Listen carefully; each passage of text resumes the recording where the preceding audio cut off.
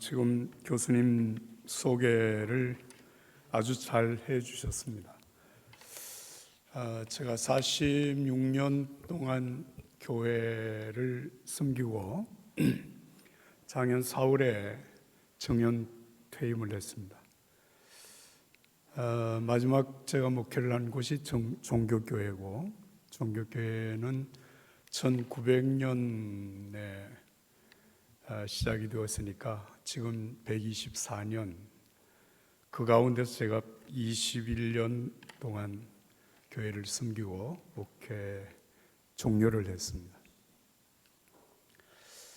여러분 어떻게 생각하시는지 모르겠습니다만 지금 교수님 소개하시는 대로 제가 상당히 오랫동안 오직 교회 목회자로 일을 해왔기 때문에 아마 설교한 횟수로 얘기를 한다면 수만 번 했을 거예요. 수만 번 설교를 했다면 저와 같은 사람을 세상에서는 달인 이렇게 얘기를 하죠. 제가 설교의 달인이어야 합니다. 그런데 참 오늘 또 제가 오면서 기도를 많이 했는데요, 마치 제가 오늘 여러분들 앞에 이렇게 설교를 말씀을 전하기 위해서 오면서 이렇게 시험을 보기 위해서 시험장에 들어가는 마음, 어떤 마음인지 아세요? 굉장히 긴장되고 떨리고 하여튼 이게 무슨 상황이지? 이런 하여튼 생각을 하면서 여기에 왔습니다. 그러나 제가 46년 동안 아까 교수님이 제가 설교를 참 잘한다 이렇게 말씀을 하셨는데 설교를 잘하죠. 근데 설교를 잘한다라고 하는 것은 얼마나 말을 재미있게 얼마나 힘있게 하느냐라고 하는 것보다 중요한 것은 사실은 설교는 열매에 있습니다. 그래서 오늘 여러분들과 한 30-40분 동안 말씀을 나누는 중에 여러분 각자에게 삶의 좋은 그런 결단, 또 새로운 하나님의 은혜와 축복이 있기를 간절히 소원합니다. 저는 목회를 하는 동안에 한 번도 제 이름으로 등기된 집에서 살아본 적이 없습니다. 그렇다고 해서 한 번도 홈리스 피플처럼 바깥에서 산 적도 없습니다. 특히 이제 최근 21년 동안은 종교교회 담임 목사로서 담임 목사 사택에 살았는데요. 그 사택이 어디 있는가 하면 경희궁의 아침, 종로구 사직로 34길 경희궁의 아침 아파트에서 살았습니다. 그러다가 재작년 10월 달에 이제 은퇴를 앞두고 이사를 한 곳이 지금 녹번역 센트레빌 아파트에 살고 있어요. 물론 제가 지금 살고 있는 집도 교회에서 마련해 준 사택입니다. 제가 살 만큼 살고 가면 교회가 다시 회수를 하는 그런 집에 살고 있습니다.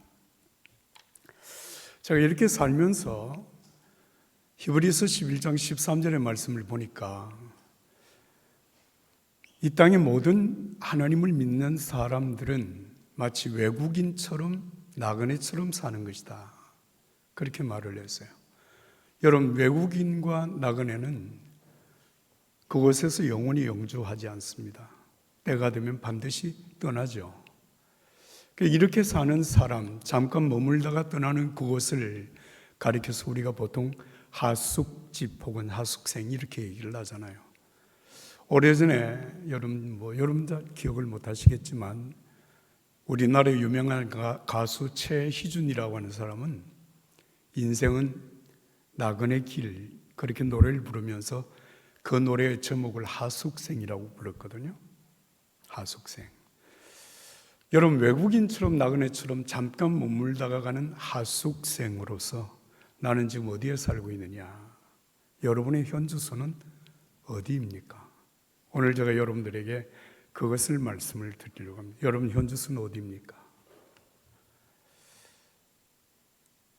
만약에 여러분들이 형편과 처지가 많이 좋아진다면 여러분은 어디에서 살고 싶으신가요? 강남구 서초구입니까?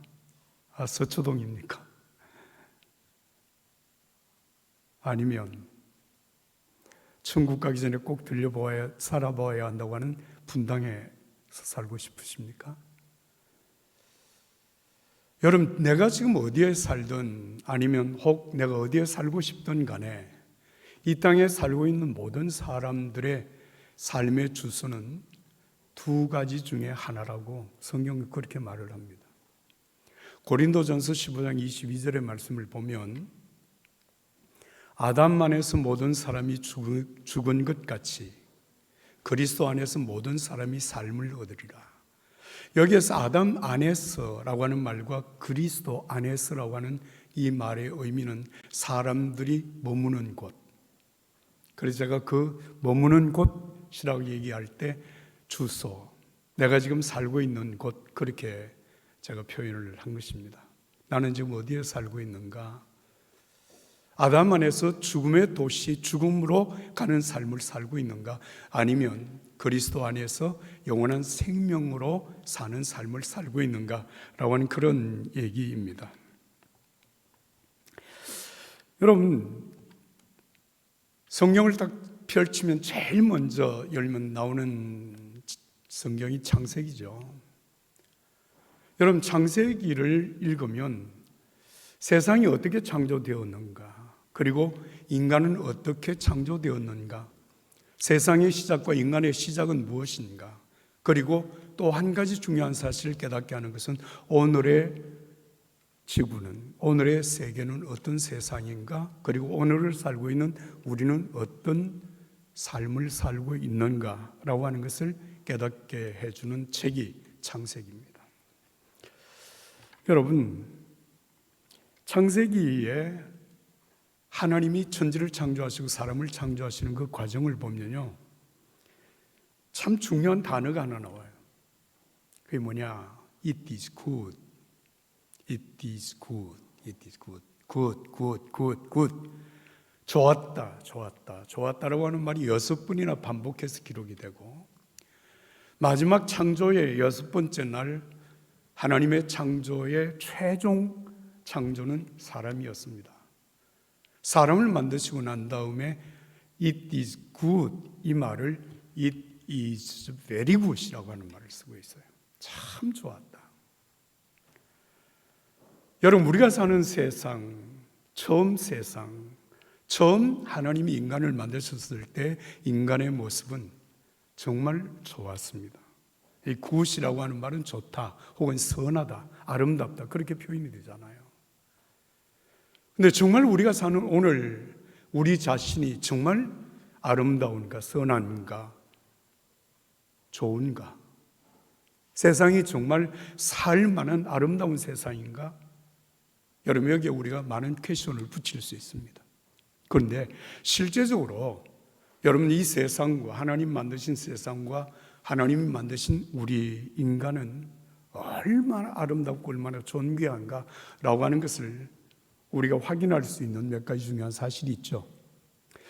여러분, 인공위성을 띄워서 요즘 우주 경쟁 시대가 이미 아주 불붙고 있습니다. 그런데 여러분, 그 인공위성에서 올라가서 지구를 사진으로 찍은 것을 보신 적 있습니까? 지구가 어떤 색깔이죠? 여기 약간 그런 이미지가 있긴 있어요. 저 뒤에 십자가를 보면 흰색과 하늘색으로 되어 있잖아요. 저 위에 보시면 지구의 색깔이 흰색과 하늘색, 그게 아름답게 이렇게 조화로 재색되어진 둥근 하나의 별입니다. 정말 아름답습니다.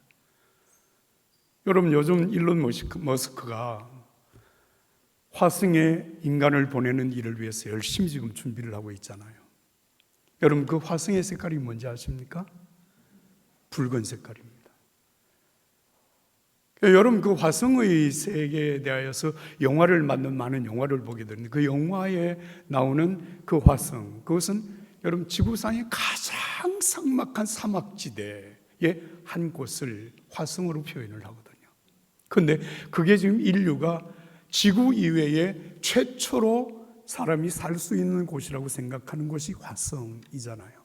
여러분 화성과 지구를 비교해 보면 여러분 비교가 되지 않을 만큼 지구는 아름답습니다. 우리는 지금 그 지구별에 살고 있는 거예요. 여러분 우리 인간은 어떻습니까? 어쩌다가 엄마 아빠가 실수해서 나를 낳습니까? 아니에요. 여러분 인간의 한 사람 한 사람의 이 인간의 설계 구조가 얼마나 세밀하고 얼마나 놀라운지 여러분들이 신체 구조를 아시면 정말 기절초풍할 정도입니다. 놀랍습니다. 아름다운 세상에 그렇게 섬세하게 빚어내신 하나님의 형상으로서 오늘 저와 여러분들이 인생을 살고 있다. 얼마나 놀라운 일인가 라고 하는 것을 우리가 생각하지 않을 수가 없습니다.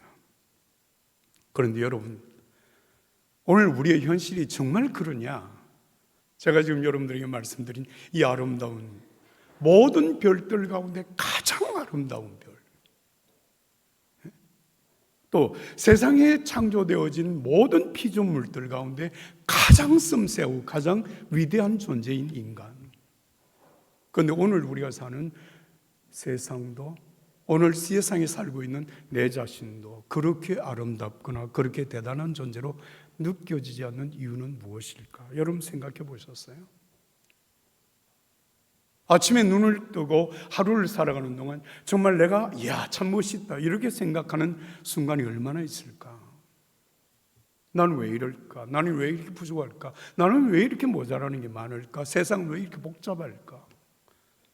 그런 생각들이 어쩌면 오늘 저와 여러분들의 마음과 생각을 혼란스럽게 하고 어렵게 만드는지도 모릅니다. 그런데 성경은 그 일이 어디에서 어떻게 시작되어졌는지를 또한 깨닫게 한다라고 제가 말씀을 드렸습니다. 인간의 시작의 그 아름다움, 그러나 오늘의 삶의 실존적인 삶의 모습이 너무나도 처음 것과는 다른 것 같은 그런 인생을 사는 이유가 무엇인가? 저는 성경을 읽으면서 그 사건의 첫 출발, 실질적인 첫 출발이 어디에서 왔는가라고 하는 것을 제가 읽었습니다. 창세기 3장 8절의 말씀을 보면 여호와 하나님께서 날이 서늘한 저녁이 되었을 때 산들바람이 부는 그 시간에 하나님이 만드신 인간 아담과 하와가 머물고 있는 곳으로 가셨습니다. 그때 아담과 하와는 자기들에게 찾아오시는 하나님의 소리를 들었습니다. 듣고 그들이 생각하기를 우리가 하나님의 얼굴을 뵙기가 너무 두렵다, 너무 부끄럽다, 그렇게 스스로를 판단하고 여러분 나무 아래로 숨어들었다 이렇게 되어 있습니다. 이게 아주 중요한 사건입니다. 저는 이 말씀을 읽으면서 이런 생각을 했거든요. 여호와 하나님이 왜 그날 아담을 하와를 찾아가셨을까?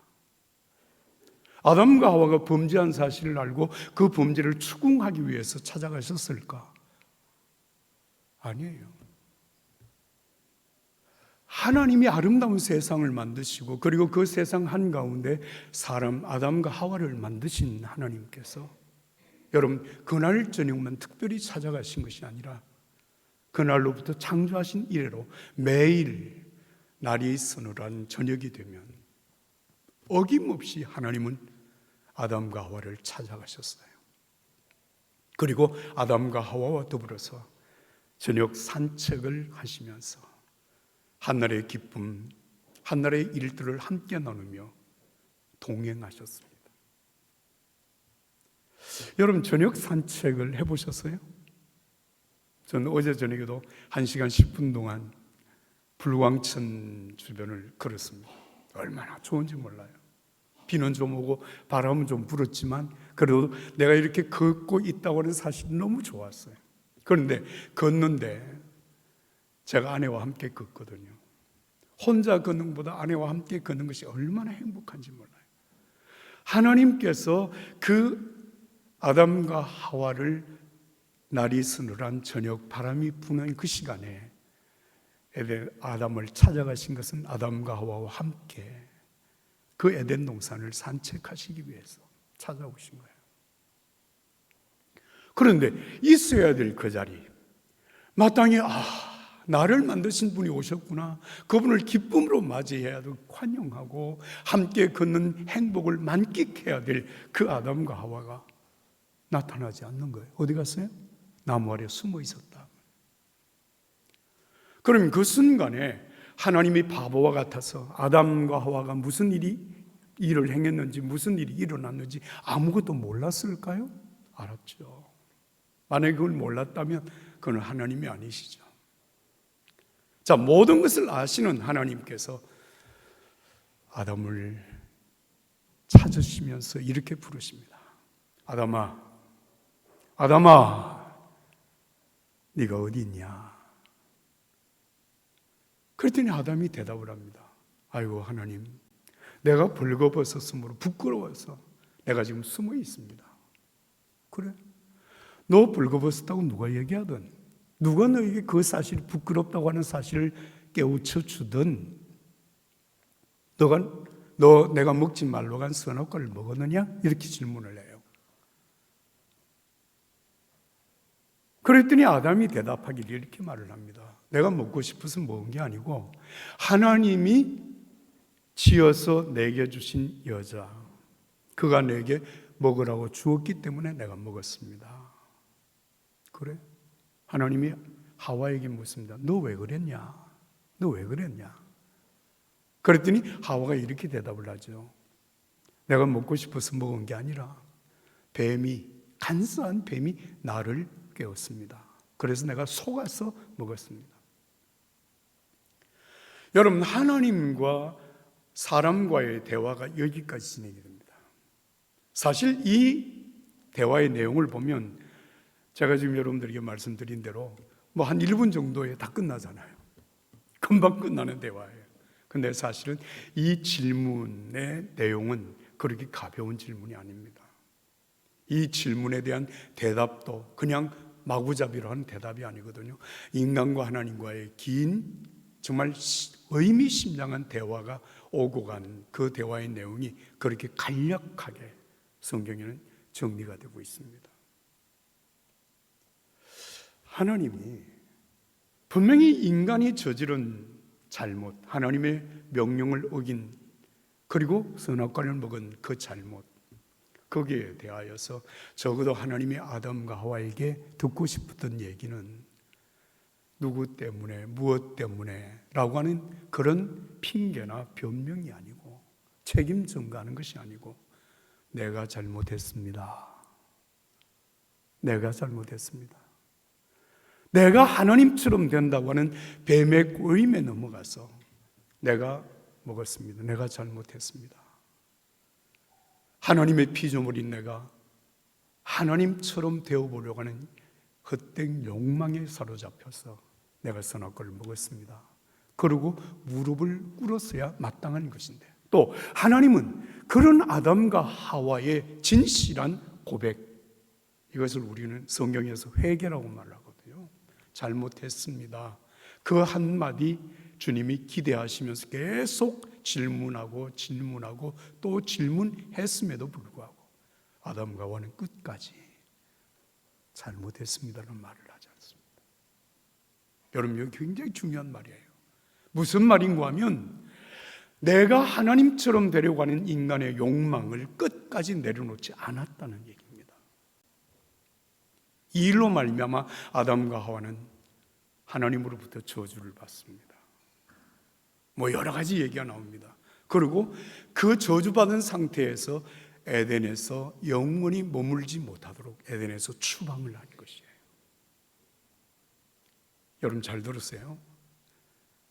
아담과 하와, 이 첫 번째 인간 아담과 하와가 여러분 에덴에서 추방을 당할 때 여러분 그들의 상태가 어떠했는가 하면 하나님처럼 되려고 하는 자신들의 욕망을 끝까지 포기하거나 내려놓지 않은 상황에서 그것 때문에 여러분 에덴 동산 밖으로 추방을 당합니다. 자, 여러분 여기에서 우리는 중요한 한 가지 사실을 알게 됩니다. 오늘 이 땅에 사는 모든 사람들은 그 추방받은 에덴의 바깥 그곳에서 아담과 하와 사이에서 태어난 사람들의 삶이 바로 오늘까지 이어지고 있는 것입니다. 여러분 시편 51편 1절의 5절의 말씀을 보면 우리가 소위 말하는 성군, 하나님께서 대단하다고 인정해 주었던 다윗이라고 하는 사람이 쓴 글이 나옵니다. 이렇게 표현을 하거든요. 내가 죄악 중에 출생하였으며 내 어머니가 죄악 중에 나를 잉태하였나이다.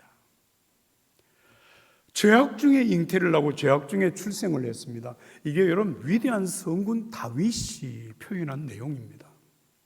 그렇다면 여러분 이 땅에 사는 다윗 이외의 모든 사람들 예외일까요? 아닙니다. 동일합니다.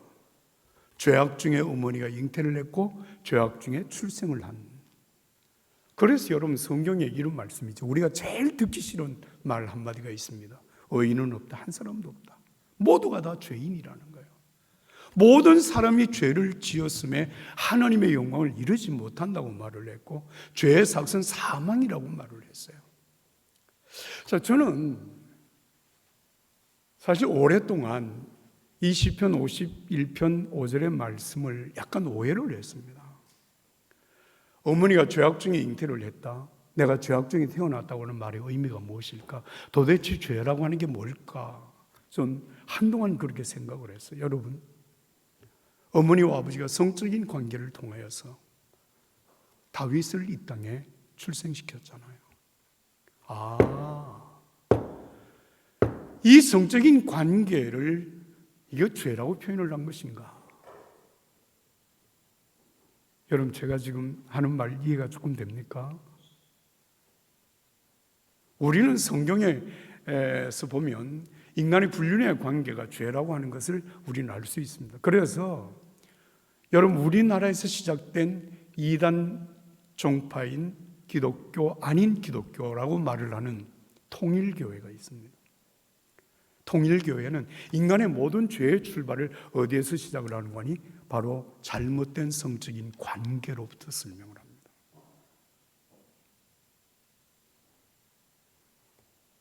여러분 그래서 통일교, 지금 물론 교주인 문선명 씨는 세상을 떠난 지가 벌써 여러 해가 되었습니다만은 여러분 이 통일교회에서 그러면 죄가 거기에서 출발을 했으니까 죄에서부터 구원을 받고 인간답게 사는 길이 뭔가 그들은 여러분 이 성적인 관계로부터 해석을 해나갑니다. 그래서 통일교회는 합동결혼식이라고 하는 것을 하잖아요.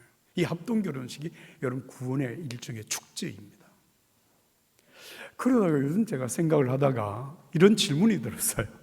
자, 여러분 그러면 어머니와 아버지의 성적인 관계로 인하여서 태어나지 않는 사람들은 그럼 죄인이 아닌가? 죄중에 태어난 게 아닌가? 여러분 그런 사람 있어요, 없어요? 어머니와 아버지의 성적인 관계 하지 않고도 태어난 사람들이 요즘 있습니다. 어떻게 해요? 시험관하기죠. 그 시험관하기는 죄 없나요? 죄 없습니까?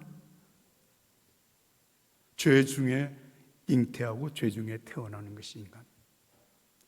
그래서 참 우리가 이제 이런 사실을 알게 되면 왜 성경이 의인은 한 사람도 없다고 말을 하는가? 왜 모든 사람이 죄를 지었다고 말을 하는가? 왜 내가 죄인인가? 라고 하는 이 문제에 대한 여러분 분명한 해답이 나오는 것이에요. 죄는 선악과를 먹은 인간이 끝까지 회개하지 아니하고 추방당한 상태 속에 태어난 것인데 선악과를 먹은 결정적인 이유가 뭐냐면 내가 하나님처럼 되려고 하는 욕망입니다. 그것을 포기하지 않은 거예요. 여러분 생각해 보세요. 요즘 우리가 사는 세상이 얼마나 혼란스러운지 아시죠? 그냥 멀리 말하지 않고 요즘 우리가 국회의원 선거를 앞두고 있는데요. 여당이든 야당이든 이 사람이든 저 사람이든 하나같이 하는 얘기가 뭡니까? 상대방이 잘못됐다는 거예요. 신랄하게 비난하고 정죄하고 비판하고, 정말 세상에 어느 한 사람도 어느 한 후보도 온전한 후보가 없는 것처럼 보여지는 것이 오늘 우리가 사는 세상이고, 세상에 사는 사람들의 서로를 향한 비난과 정죄와 비판과 이로 말미암은 혼란입니다. 이게 뭡니까? 그 판단의 기준은 무엇입니까? 내가 기준입니다. 내가 의로움입니다. 내가 하나님입니다. 하나님 없이 내가 하나님이 되어서 나와 같지 않은, 내가 원하지 않는 말이나 행동을 하게 되면 모두가 다 정죄가 되고 모두가 다 죄인이 되는 것이, 그게 우리가 사는 세상이에요. 아주. 그래서 요즘은 사실 뉴스를 본다는 것이 아주 대단한 용기를 갖지 않은 뉴스를 보기 어렵습니다. 화가 나죠. 화가 나죠. 분노가 일어나잖아요. 듣기 싫잖아요. 근데 그게 여러분 어느 후보가 어느 후보를 향해, 어느 당이 어느 당을 향해 사는 말로 끝나는 것이 아니고, 오늘 저와 여러분들의 삶 속에서, 내 모습 속에서, 그리고 상대방의 모습 속에서 바로 그런 모습을 우리가 날마다 여러분 느끼며 누리며 살아가는 것이 우리의 삶이라는 것이에요. 자, 여러분 이런 상황에서 살고 있는 것이 오늘 모든 사람, 대부분의 사람들의 삶의 현주소라고 하는 것입니다. 그게 아담 안에서 살아가고 있는 삶의 모습이라는 거예요. 그게 현주소입니다. 자, 이런 상황에서 성경은 오늘 저와 여러분들이 무엇을 얘기합니까? 회개하라, 천국이 가까이 왔느니라. 회개하라, 천국이 가까이 왔느니라. 여러분, 천국은 여기 있다 저기 있다고 할 것이 아니라 천국은 회개하는 자에게 임하는 나라라고 말씀을 하고 있습니다. 자, 여러분 오늘 제가 여러분들한테 대단히 중요한 말씀을 하나 드리고 싶습니다. 마태복음, 신약 성경 마태복음을 딱 펼치면 마태복음 3장과 4장에 두 사람의 아주 대단한 인물이 출연합니다. 마태복음 3장에 출연하는 사람이 소위 말하는 세례 요한이라고 하는 사람이고, 마태복음 4장에 이제 정식으로 무대 위에 등장하는 사람이 예수 그리스도입니다. 그런데 이 세례 요한과 예수 그리스도가 여러분 첫 번째 선포하는 선언이 무엇인가 하면 바로 회개하라, 천국이 가까이 왔느니라. 한마디도 다르지 않는 똑같은 말을 선포했습니다. 다시 말하지만 여러분, 우리가 정말 회개하지 아니하고 지금처럼 살아온 그 삶의 현주소에 계속 머물다가는 여러분 죄의 삭은 사망이에요. 영원한 지옥으로 떨어질 수밖에 없다고 하는 것이 분명한 얘기입니다. 그런데 여러분 세례 요한과 예수 그리스도는 전혀 다릅니다. 회개하라, 천국이 가까이 왔다라고 하는 그 말씀의 의미가 똑같은 문장, 똑같은 단어로 되어져 있지만 세례 요한이 선포한 내용과 예수 그리스도의 선포한 내용은 하늘과 땅 차이입니다. 여러분 이거 아십니까? 세례 요한은 요단강의 사람들에게 세례를 베풀면서 자기에게 세례를 받으러 나오는 사람들을 향하여서 이렇게 아주 독설과 같은 준엄한 경고를 합니다. 독사의 자식들아, 누가 이 진로에서 너희를 벗어나라고 하더냐? 도끼가 이미 나무 뿌리에 놓여 있어. 만약에 너희가 회개에 합당한 열매를 맺지 않으면 이 도끼로 나무를 찍어서 불에 던지겠다는 거예요. 여러분 이 얘기를 들은 사람들이 두렵고 떨리는 마음으로 세례 요한에게 이렇게 질문을 하죠. 그러면 우리가 어떻게 해야 될까요? 회개가 뭡니까? 어떻게 회개할까요? 그렇게 질문할 때 세례 요한은 이렇게 얘기합니다. 두 벌 옷을 가진 사람은 없는 사람에게 나눠주라. 먹을 것을 가진 사람은 다른 사람에게 나눠줘라. 부당하게 세금을 거두지 마라. 남의 것을 착취하지 마라. 거짓으로 남을 고발하지 마라. 세례 요한이 이런 말을 할 때 여러분, 사람들이 그 모든 죄를 다 뉘우치고 세례를 받고 여러분 구원을 받아서 그들이 천국을 경험했느냐? 여러분, 그것이 그들의 삶이었어요. 두렵고 떨었어요. 자, 그런 세례 요한에게 예수님이 세례를 받습니다. 그 세례를 받으시고 광야에서 40일 동안 금식하며 기도하신 후에 다시 갈릴리 땅으로 돌아와서 회개하라, 천국이 가까이 왔느니라, 똑같은 말씀을 선포하시면서, 회개가 뭐냐? 지금까지 잘못 살아온 모든 삶, 도덕적으로 윤리적으로 제대로 살지 못한 삶을 뉘우치라, 돌아서라고 하는 세례 요한과 같이 말하지 아니하고 사람들을 향해서 나를 따라오너라, 나를 따라오너라. 여러분, 이게 무슨 얘기입니까? 회개라고 하는 것은 여러분, 우리는 생각할 때 잘못된 남을 미워하거나 하거나 하지 못할 일을 했다고 하는 것을 우리는 죄라고 생각하고 그것을 하나님 앞에 낱낱이 고백하고 회개하는 것을 회개라고 생각해요. 그리고 또 반복된 죄를 짓습니다. 제가 46년 동안 교회에서 목회를 하면서 주일날 예배를 드릴 때 여러분, 대개 이제 장로님들이 교회에서 이렇게 기도를 인도하시잖아요. 대표 기도라고 말을 합니다. 대표 기도하시는 장로님들의 기도를 들어보면 대동소이한 부분들이 반드시 나타납니다. 그게 뭐냐? 하나님, 바르게 살라고 하셨는데 바르게 살지 못했습니다. 남을 미워하지 말고 사랑하라고 하셨는데 사랑하지 못했습니다. 이런 내용을 회개하면서 기도를 해요. 여러분, 그것 자체가 죄가 아니라는 얘기는 아닙니다. 그리고 그 기도가 잘못됐다는 얘기는 아닙니다. 그러나 대부분의 사람들이 죄라고 하는 것과 회개라고 하는 것을 생각하게 되면 항상 잘못 행동한 것, 잘못 생각한 것, 잘못 말한 것, 도덕적인 것, 윤리적인 것에서 비뚤어진 것에 대하여서 끊임없이 말하고 있습니다. 거기에서 돌아서라고 말을 하는 거예요. 그런데 여러분,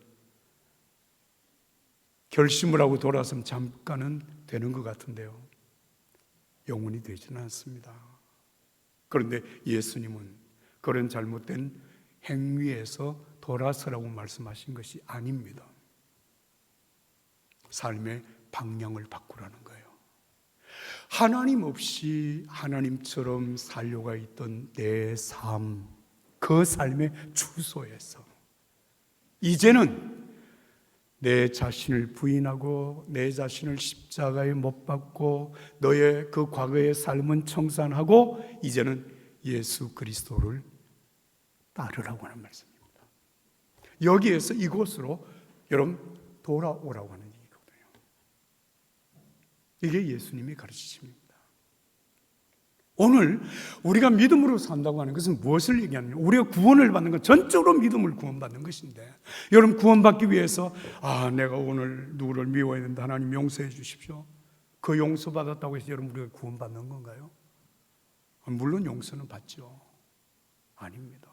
정말 하나님, 내가 하나님처럼 내 자신을 스스로 생각하고 내가 판단하고 내가 생각하고 내가 행동하는 모든 것이 가장 옳다고 생각했던 모든 것에서 하나님, 나를 용서하여 주시고 예수 그리스도 중심으로 예수님을 따르는 사람으로 예수님을 나의 주, 나의 하나님으로 믿는 믿음으로 살게 하여 주시옵소서. 이게 나를 여러분 새로운 삶의 자리로 옮겨가는 것입니다. 제가 여러분들에게 마지막 한 가지 말씀을 드리고 말씀을 맺어 지으려고 합니다. 저는 삶의 주소를 옮겼습니다. 그 옮긴 날이 언젠가 하면 1968년 6월 12일입니다. 여러분, 그때 여러분 어디 계셨죠? 1968년. 교수님은 그때 계셨죠? 예. 저도 그때 있었어요. 1968년 6월 12일 날, 그날은 수요일 저녁이었어요. 사실은 저는 여러분 우리나라에서 불교의 중심지 어딘지 아십니까? 대한민국 불교의 중심지? 오늘은 대답 안 하기로 작정을 하신 모양이네. 제가 경주에서 태어났습니다. 경주 불국사. 근데 제가 태어나고 살았던 곳은 신라의 불교를 전수해 준 그 유명한 흥륜 2차돈, 이 목배임을 당해서 세워진 그 절 이름이 흥륜사입니다. 혹시 경주를 가보신 분들은 경주의 고속버스를 타고 쭉 경주 시내로 들어가게 되면 제일 먼저 만나는 곳이 오능이라고 하는 곳을 만나게 되고요, 오능을 딱 지나면 바로 나타나는 곳이 흥륜사입니다. 흥륜사, 흥륜 2차돈을 기념하는 절입니다. 저는 거기서 태어났고 거기서 자랐습니다. 그 말은 절간에 태어나고 절간에 자라다고 하는 얘기가 아니라 제가 태어나고 살 때는 거기에 절이 없었습니다. 그냥 가정집, 큰 기와집들이 있었고 거기에 2차돈 흥륜사 절터라고 하는 표지판이 세워져 있었어요. 그러니까 제가 자란 그 집은 불교의 흔적들이 아주, 흥륜사의 절터의 흔적들이 아주 많았습니다. 그렇게 성장을 하다가 제가 중학교 3학년 때 양산에 있는 통도사의 소풍을 갔다가 제가 은혜를 받았습니다. 여러분, 은혜 받았다는 얘기를 아세요? 그래서 제가 성녀가 되기로 결심을 했던 거예요. 그리고 고등학교에 입학을 했는데, 고등학교 입학을 해서 여름방학이 되면, 그때가 1968년도입니다. 여름방학 7월 여름방학이 되면 저는 출가를 하겠다고 가족들하고 다 상의를 끝낸 상태였습니다. 그런데 한 달 정도 전에 6월 12일 날 제 짝꿍이었던 친구가 제게 전도를 한 거예요. 이우야, 너 예수 믿어라. 그 친구의 얘기를 듣다가, 그래, 네가 믿는 예수가 진짜 있다면 내가 예수 믿겠다, 이렇게 생각을 하고 처음 교회 간 날이 6월 12일 날 저녁이었어요. 교회 처음 갔더니 그 예배당이 한 이 정도, 규모는 이 정도 된 것 같아요. 저 뒷좌석에 앉아 있는데 목사님이 설교를 마치고 난 다음에 이렇게 얘기를 했어요. 여러분, 다 같이 기도합시다. 다 같이 기도합시다. 자, 제가 한번 물어볼까요? 여러분, 교회 처음 간 제가 기도가 뭔지 알았을까요? 기도할 줄 알았을까요? 당연히 모르죠. 그러나 기도하고 싶은 마음은 있었어요. 왜? 내가 예수 믿겠다고 결심하고 갔기 때문이었습니다. 그래서 처음 기도하는 그 순간에, 기도하자고 하는 그 말을 듣고 옆에 앉아있는 한 젊은 분의 모습을 보았습니다. 그가 기도하는 모습 그대로, 그리고 그가 하는 기도를 제가 한마디씩 따라하기 시작했습니다. 그는 이렇게 기도를 시작했습니다. 살아계신 예수님, 지금 내 마음 속에 오시옵소서. 지금부터 영원토록 예수님을 모시고 살겠습니다. 그분의 기도는 계속되었습니다. 그러나 제가 그날 저녁에 거기까지는 제가 암송을 할 수 있을 것 같았습니다. 그래서 그 기도를 반복해서 했습니다. 살아계신 예수님, 지금 내 마음속에 오시옵소서. 지금부터 영원토록 예수님 모시고 살겠습니다. 또 했습니다. 또 했습니다. 또 했습니다. 아마 한 10번 정도 그 기도를 반복했던 것 같습니다. 그래서 제가 그 기도를 잊지 않습니다. 그래서 제가 여러분들에게 한번 물어볼게요. 제가 살아계신 예수님 누군지 알았을까요? 지금 내 마음속에 오시옵소서라고 하는 그 기도의 의미를 내가 알았을까요? 지금부터 영원토록 예수님 모시고 살겠다고 하는 그 말의 의미를 내가 알고 기도했을까요? 아니요. 몰랐어요. 그런데 그 기도를 드린 그날 저녁, 여러분, 놀라운 일이 제게 일어났습니다. 진짜 살아계신 예수님이 저에게 오셨습니다. 기가 막힌 일이 일어난 거예요. 그날부터 교회 나가기 시작했습니다. 예배를 드렸습니다. 말씀을 들었습니다. 기도를 합니다. 그러면서 내가 내 주변의 친구들에게, 내 가족들에게 예수 믿으라고 전도하기 시작을 했어요. 나는 여러분들이 분명히 고백합니다. 내가 그때로부터 시작해서 55-6년 동안 내가 예수 그리스도를 믿는 믿음의 사람으로 살아왔는데 내가 정말 거룩한 성자가 되었을까? 그렇지는 않습니다. 내 삶은 여전히 부족하고 여전히 연약하고 여전히 허물이 있고 여전히 죄가 있습니다. 그러나 예수님과 함께 걷는 믿음의 생활은 오늘도 계속하고 있습니다. 제가 여기 오는 차 안에서 정말 예수님과 끊임없이 대화하고 함께 왔습니다. 그래서 제가 만나는 모든 사람들에게 내가 그리스도 예수를 본받는 자 된 것 같이 여러분들은 나를 본받는 자가 되십시오. 여러분, 저와 같이 되십시오. 사랑하는 여러분, 오늘 여러분들에게 감히 말씀을 드립니다. 아담 안에서 죽음을 향한 삶을 살아갈 것인가? 아니면 그리스도 예수 안에서 영원한 생명을 살고 영혼을 향할 것인가? 이 두 길 중에 한 길은 오늘 여러분들의 선택에 달려 있습니다. 마지막으로 오늘 여러분들에게 한 가지 요청하고 싶습니다. 여러분, 저와 함께 한번 기도해 보시고 싶지 않으십니까? 제가 1968년 6월 12일 날 저녁 기도했던 것처럼 제가 먼저 한번 기도할 텐데 여러분 할 수 있으면, 말할 수 있으면 뭐 굳이 소리를 안 내도 여러분 속으로 함께 기도하면 좋겠습니다. 기도하십시다.